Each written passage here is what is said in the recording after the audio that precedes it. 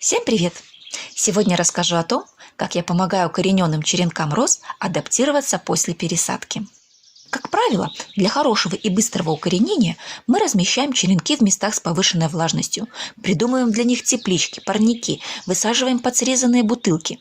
И все для того, чтобы повысить влажность воздуха вокруг черенков и не дать пересохнуть субстрату, в котором они укореняются. За месяц-два черенки привыкают к комфортному микроклимату, сложившемуся в тепличных условиях. Хорошо за это время укореняются. И после, когда мы их извлекаем из этого микроклимата для дальнейшей пересадки, они зачастую начинают бастовать и медленно увядать. И чтобы этого избежать, я выработала для себя небольшие правила. Рассаживаю укорененные черенки в пасмурную погоду. Если таковой погоды в ближайшее время не прогнозируется, то делаю это утром или вечером и обязательно в тенистом месте. После извлечения черенков из субстрата сразу помещаю их в стаканчики с водой. Очень хорошо, если это дождевая вода. Это делаю для того, чтобы корешки не подсохли. Те черенки, у которых корешки наросли меньше 3-4 см, возвращаю их на доращивание.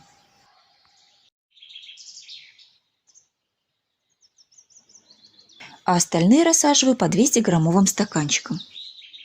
В стаканчиках на дне обязательно делаю хорошие дренажные отверстия. Они помогут излишней влаге беспрепятственно уходить и также дополнительно насыщать грунт кислородом. Грунт использую питательный на основе верхового торфа.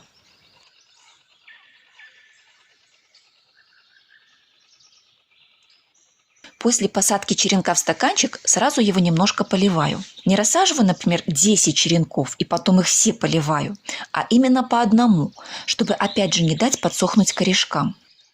Для удобства составляю стаканчики в ящике и ставлю их с северной стороны дома. Там глухая тень. Прямые солнечные лучи для черенков сейчас губительны. На протяжении 3-4 дней каждый день опрыскиваю растения водой. Если есть возможность рассаженные черенки разместить в том же парничке, где они укоренялись, то можно поставить их туда. Тогда опрыскивать не нужно. Через 7-10 дней, как только стали видны корешки через прозрачные стенки стаканчиков, делаю внекорневую подкормку с преобладанием фосфора. У меня это плантафол с формулой 10-54-10. По мере высыхания грунта черенки поливаю. Прошел месяц. Сейчас начало сентября.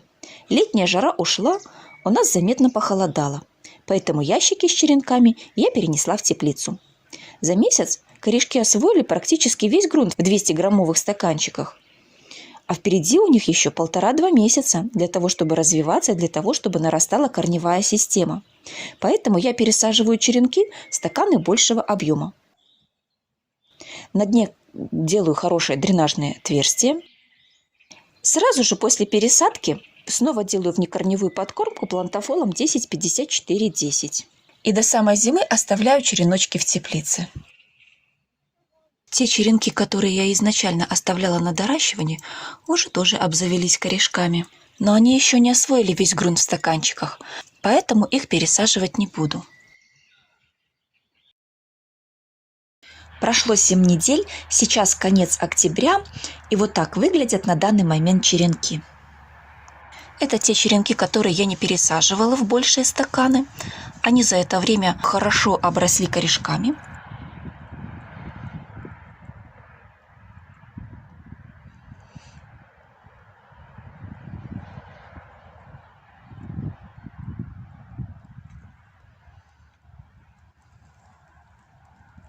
В этих же стаканчиках они отправятся на зимовку.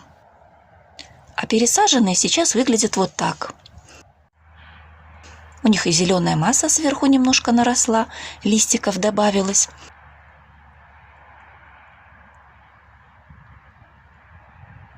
И корешки подросли.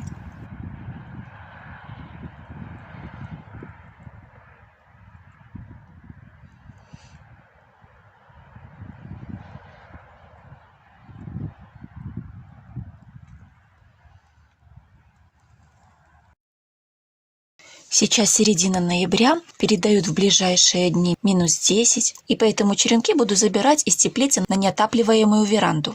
Там зимой небольшая плюсовая температура, и черенки достаточно хорошо зимуют.